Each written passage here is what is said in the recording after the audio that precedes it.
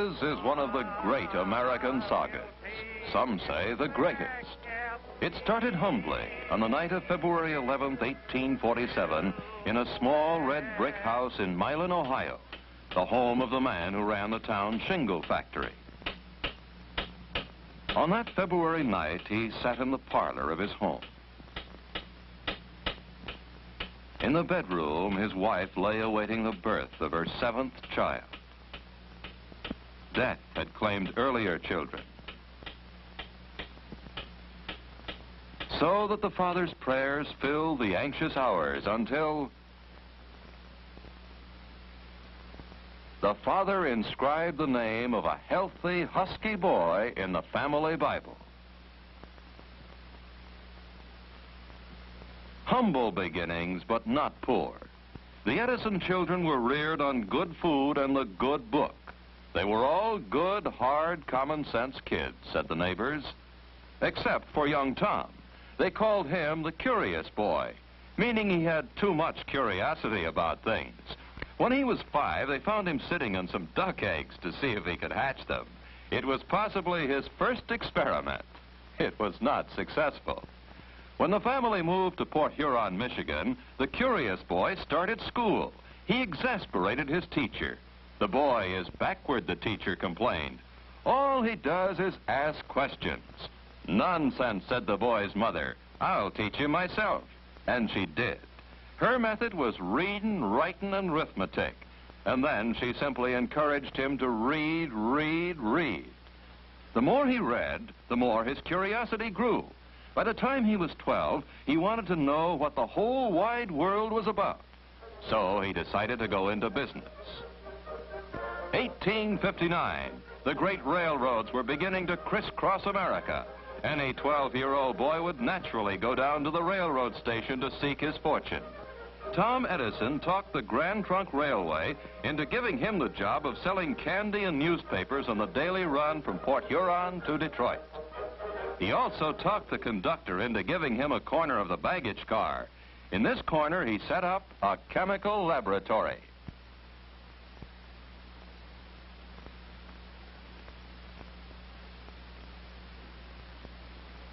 His curiosity didn't stop at chemistry.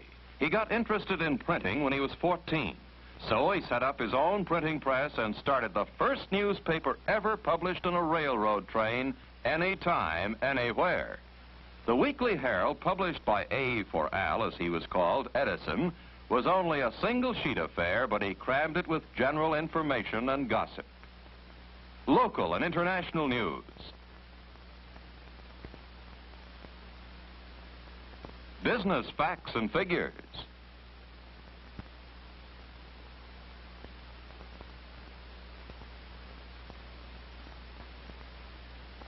Vital statistics. Philosophy. Reason, justice, and equity never had weight enough on the face of the earth to govern the councils of men. But at the height of his success as chemist, candy butcher, publisher, philosopher, 2 accidents occurred. First, he became partially deaf. Deafness drove me to reading. My refuge was the Detroit Public Library. I didn't read a few books. I read the library. And he learned how to operate a telegraph ticker.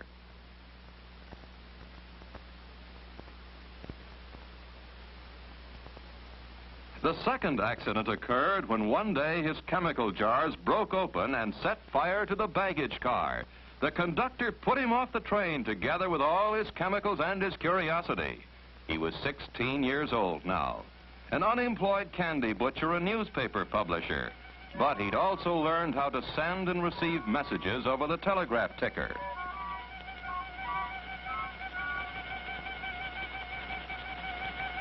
In 1864, he became a wandering telegraph operator, the fastest operator that ever came down the pike, also the most restless.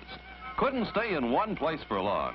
For 4 years, he ticked his way across the country, a kind of long-haired hobo, always tinkering with wires and things, but gathering no moss, making no money. No matter what I may do, I reap nothing but trouble and the blues. It is all I can do to keep the wolf from the door.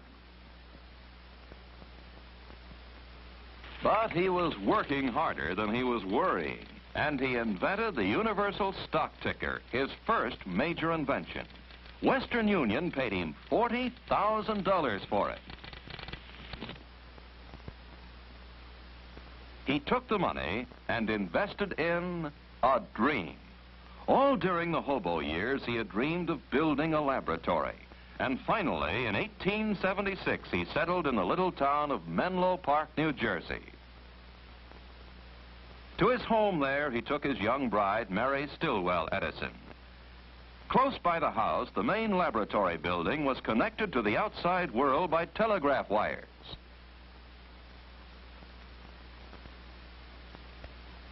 The chemistry lab was the little candy butcher's dream come true. He filled his lab with the best technicians and the best machines money could buy. He was the first man to conceive of an invention factory, a hive of specialists on a belt line. At the top of the line was the old man, as they called him even then, supplying the ideas and the inspiration. He announced to the world, I produce a minor invention every month and a major one every 6 months. It was no idle boast, and the inventions started pouring out of Menlo Park. To his deafness, he attributed one of his early contributions. When Bell first worked out his telephone idea, I tried it, and the sound which came through the instrument was so weak I couldn't hear it. I started to develop it and kept on until the sounds were audible to me. My improvement, the carbon transmitter, made the telephone possible. The repeating telegraph was a machine which automatically took down telegraph messages for relay at high speed. It consisted of a piece of thick paper which spun around a blunt needle, which made dot and dash indentations on the paper. One day, Edison was tinkering with the machine. The paper disc started spinning too rapidly, and through his deafness, he heard a strange sound. If I could record the action of the point and then send the point over the same surface again, I saw no reason why the thing... Crucy, his chief machinist, made the model for a total cost of $18.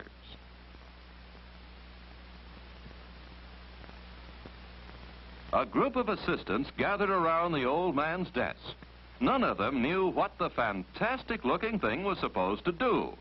They stood silently while Edison took a piece of tinfoil, inserted a mouthpiece on the contraption, and then, to everyone's astonishment, started reciting these momentous words. Mary had a little lamb, its fleece was white as snow, and everywhere that Mary went, the lamb was sure to go. I made a bet of 15 cigars that the machine would talk back to me.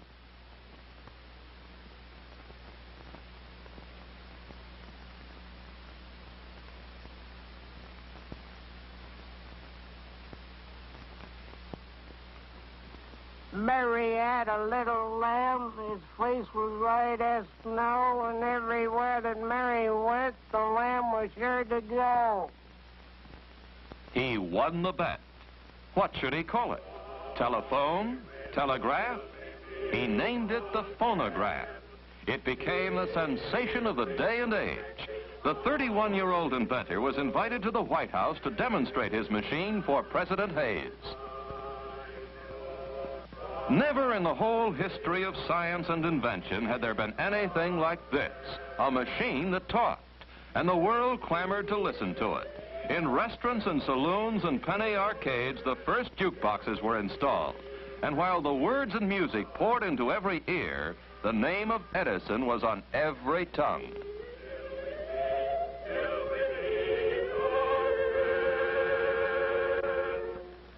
A philosopher of the time said it was the era of the nickel in the slot machine.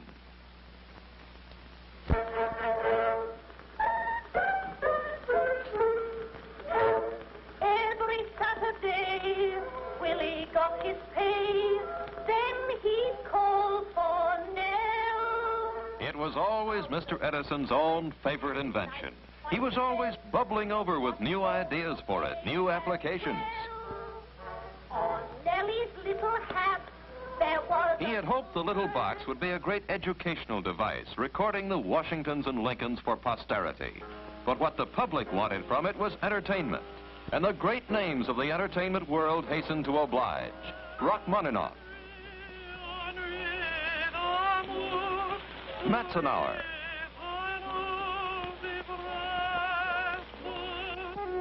Albert Spaulding,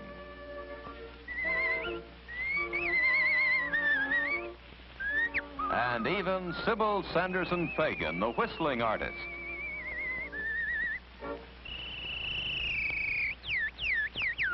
And as the years went by, they trooped in and out of Edison's recording rooms. The opera singers and the banjo players and the bird imitators and the tellers of jokes. And the records poured forth, hundreds of them, thousands, hundreds of thousands. From the needle that scratched the tinfoil, a million-dollar industry was born.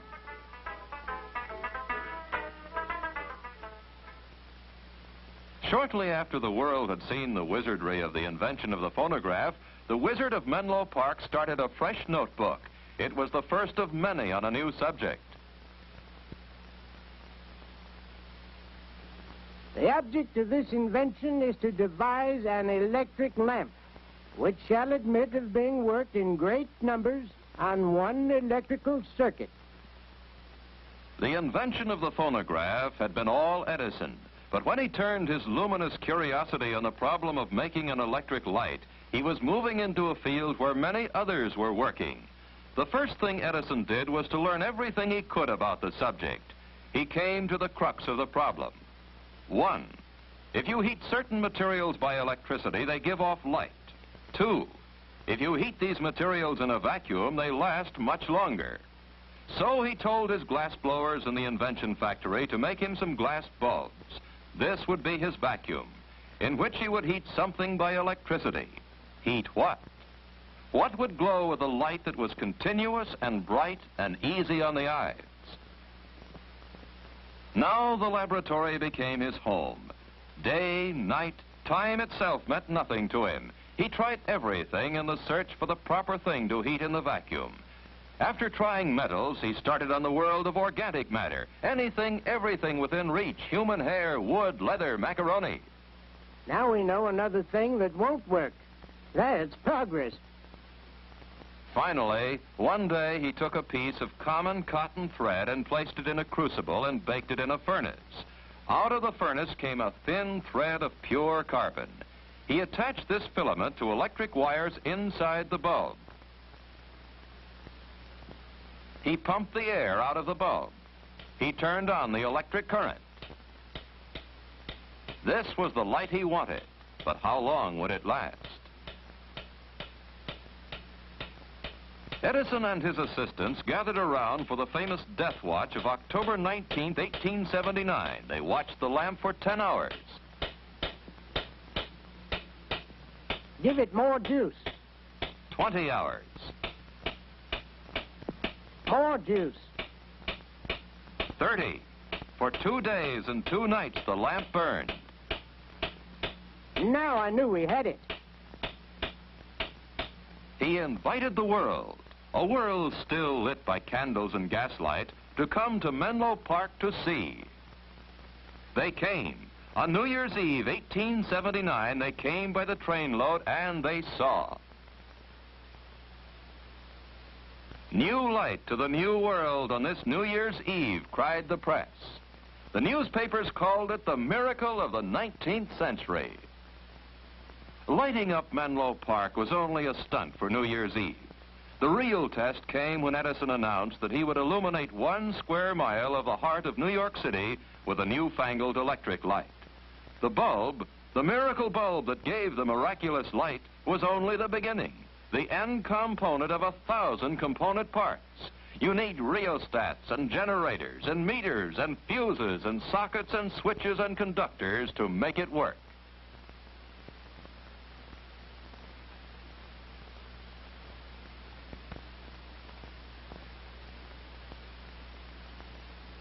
The incandescent light was not one, but 360 different inventions all welded together.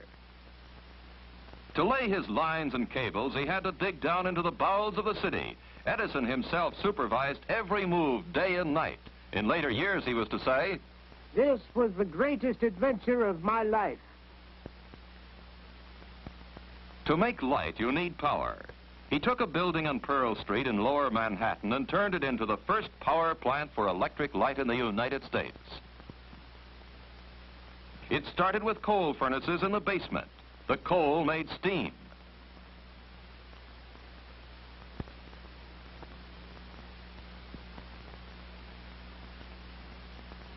The steam made power.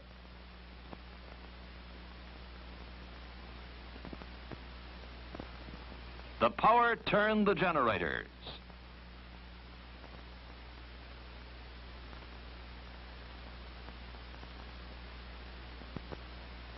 From the generators came electricity. And the electricity became light. Light to the world. But hardly 2 years after the great triumph, tragedy struck the house of Edison.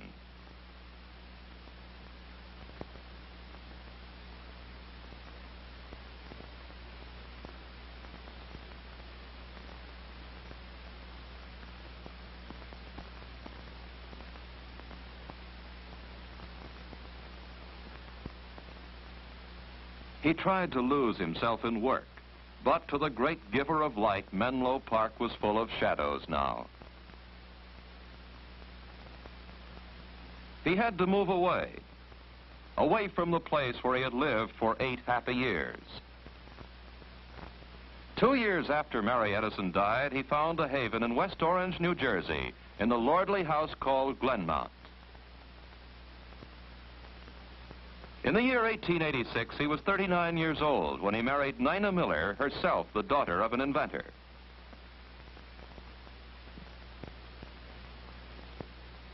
My later courtship was carried on by telegraph. I taught the lady of my heart Morse code, and we got along much better than we could have with spoken words by tapping our remarks to one another on our hands. Presently, I asked her thus if she would marry me. The word yes is an easy one to send by telegraphic signals, and she sent it. And here he took his new bride to live. Beyond the fields of Glenmount, just down the road, he built his new laboratory. Brick this time, the finest invention factory in the world, the big brother of Menlo Park.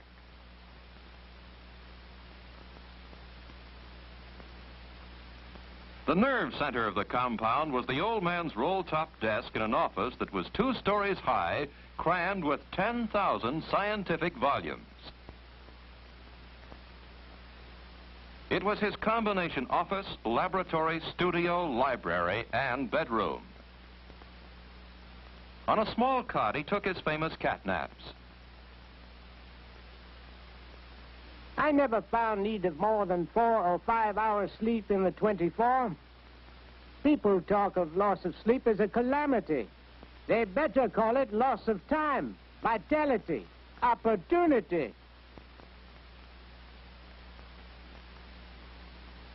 No matter how hard he worked, he could always find time for his children. When they were away, he wrote them playful letters to be read in a mirror.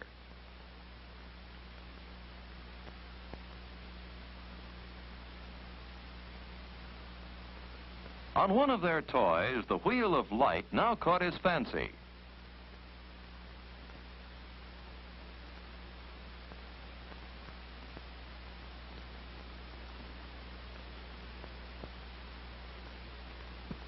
It occurred to me that it was possible to devise an instrument that should do for the eye what the phonograph did for the ear.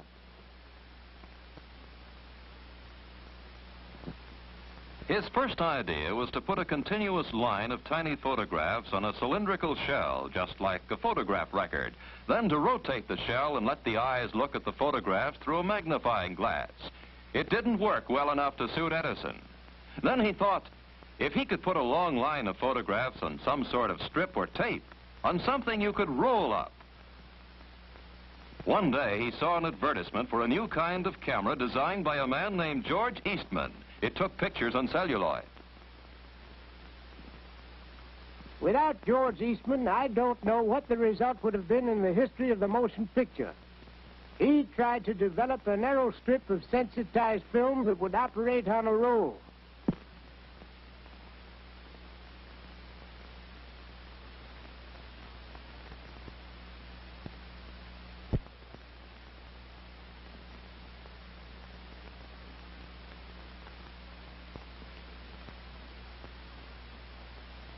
Observe, says the legend, that each picture has a slight change of position as it passes the point of vision. The rapid photograph of these different stages of movement upon a long strip of light-sensitive film creates the illusionary spectacle of movable figures.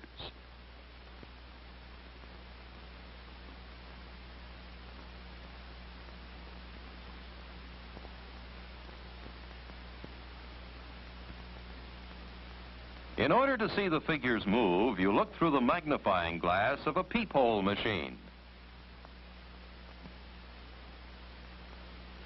Our studio was almost as amazing as the pictures we made in it. It was such an ungainly-looking structure when it was done, and the boys had so much sport with it that we called it the Black Maria. In order to make certain of as long a working day as possible, we swung the whole building on pivots, like an old-fashioned river bridge, so it could be turned to follow the course of the sun. It was a ghastly proposition for a stranger daring enough to brave its mysteries. But we managed to make pictures there, and after all, that was the real test. They made pictures there.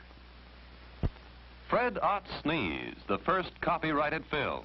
May Irwin and John Rice, the first movie kiss. The Story of an American Fireman, the first story film.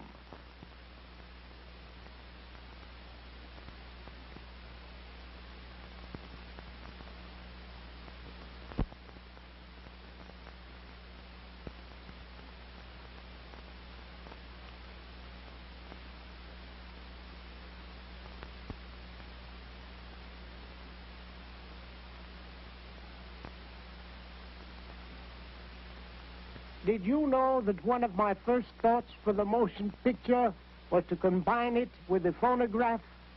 My plan was to synchronize the camera and phonograph so as to record sounds when the pictures were made and reproduce the two in harmony. Talking pictures.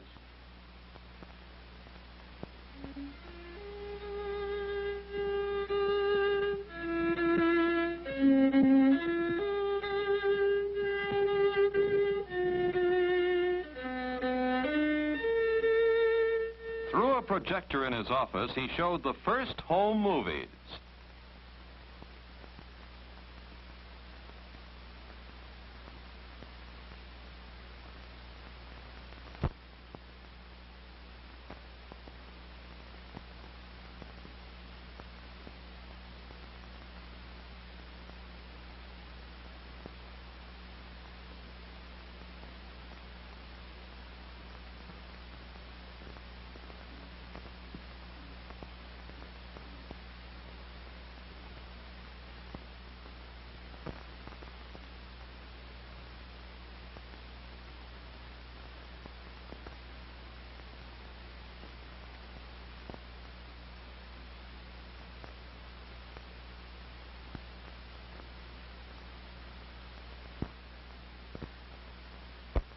The camera followed on one of his camping trips with his good friends Henry Ford, Harvey Firestone, and the naturalist John Burroughs.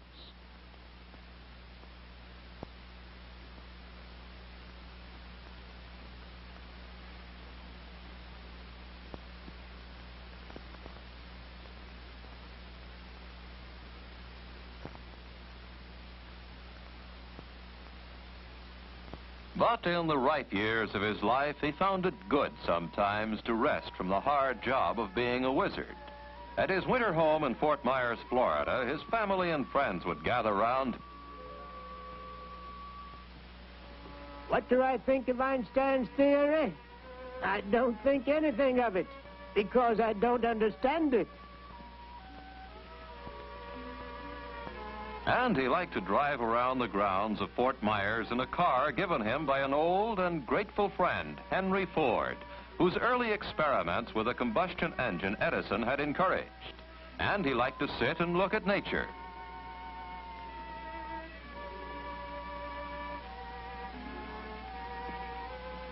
Good day for an angel's picnic. They could lunch on the smell of flowers and new-mown hay, drink the moisture of the air, and dance to the hum of the bees.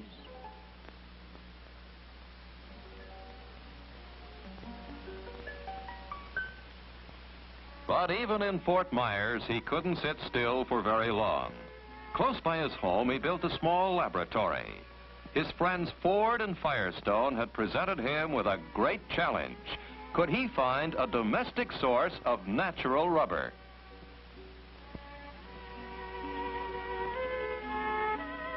The best source, he reasoned, would be something that grows in great abundance. What was more abundant than the flowers of the field around him? He started by testing every plant, every flower, every leaf, every growing thing he could lay his hands on. Thousands of them tested and carefully classified in his notebooks on his neat shelves. Finally, he settled on the goldenrod as the most practicable source of rubber. Why? Because it was so plentiful. He worked late into the night on the incredible notion of squeezing rubber out of goldenrod, though the famous catnaps were growing longer.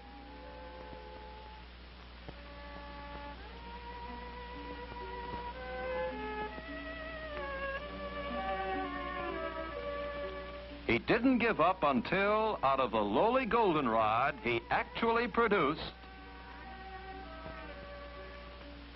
his last legacy to humanity.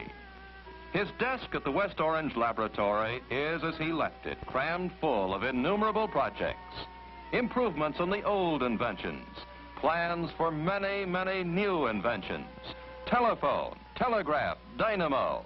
He had taken out the incredible number of 1,097 patents in his 84 years of life, and still he could envision with youthful fervor.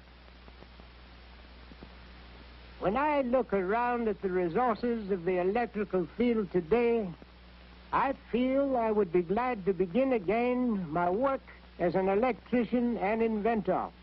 And we veterans can only urge upon our successors, the younger followers of Franklin and of Kelvin, to realize the measure of their opportunities and to rise to the height of their responsibilities in this day of electricity.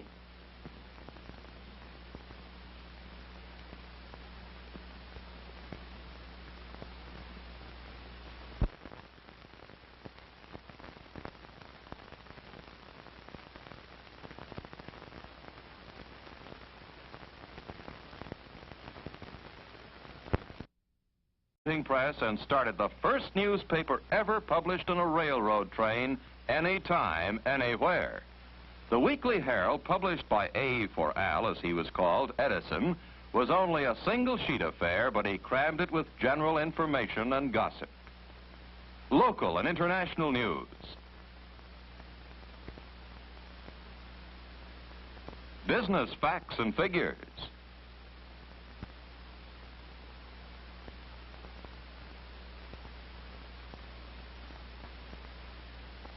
Vital statistics, philosophy, reason, justice, and equity never had weight enough on the face of the earth to govern the councils of men. But at the height of his success as chemist, candy butcher, publisher, philosopher, two accidents occurred. First, he became partially deaf. Deafness drove me to reading. My refuge was the Detroit Public Library. I didn't read a few books. I read the library. Had claimed earlier children. So that the father's prayers filled the anxious hours until the father inscribed the name of a healthy, husky boy in the family Bible. Humble beginnings, but not poor. The Edison children were reared on good food and the good book. They were all good, hard, common-sense kids, said the neighbors, except for young Tom. They called him the curious boy, meaning he had too much curiosity about things. When he was 5, they found him sitting on some duck eggs to see if he could hatch them. It was possibly his first experiment. It was not successful. When the family moved to Port Huron, Michigan, the curious boy started school. He exasperated his teacher. The boy is backward, the teacher complained. All he does is ask questions. Nonsense, said the boy's mother. I'll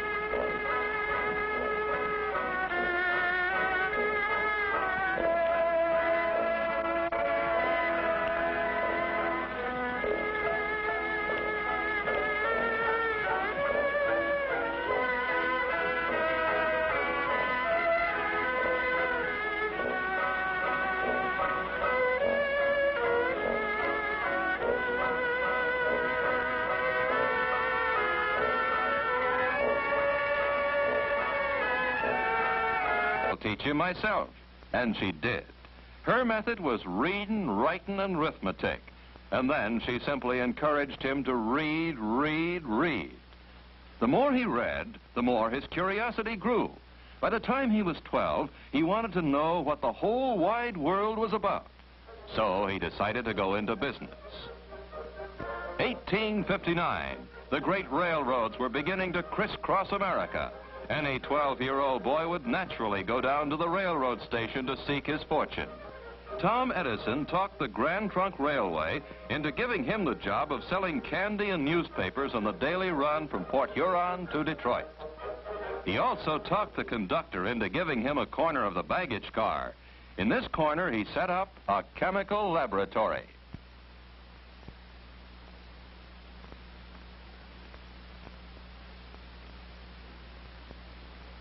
His curiosity didn't stop at chemistry. He got interested in printing when he was 14. So he set up his own printer.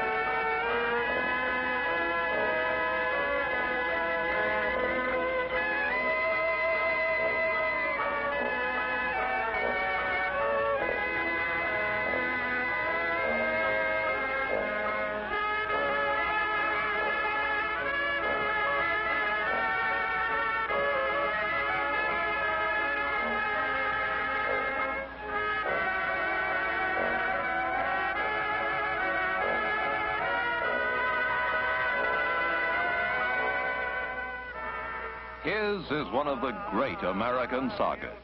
Some say the greatest.